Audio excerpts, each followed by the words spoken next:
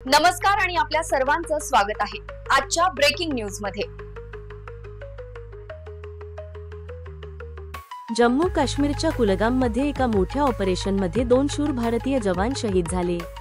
ही घटना काल 8 सप्टेंबर 2025 रोजी घडली। लष्कर, जम्मू काश्मीर पोलीस आणि सीआरपीएफच्या संयुक्त पथकाने एका गुप्त माहितीनुसार गुर्दर जंगलात शोधमोहीम सुरू केली। ही मोहीम ऑपरेशन गुर्दर म्हणून ओळखली जाते।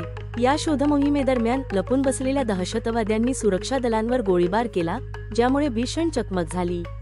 या चकमकीत आपले 2 सैनिक सुभेदार परभत गौर आणि लान्स नायक नरेंद्र सिंधू गंभीर जखमी झाले आणि नंतर रुग्णालयात वीरगती प्राप्त झाली।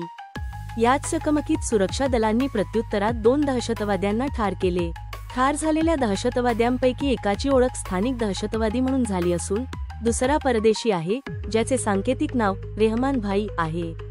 कुलगाम पोलीस स्टेशनच्या अधिकाऱ्यांनी या कारवाईची पुष्टी केली आणि पुढील तपास सुरू आहे। या ऑपरेशनमध्ये आणखी एक अधिकारीही जखमी झाला, त्याची प्रकृती स्थिर आहे।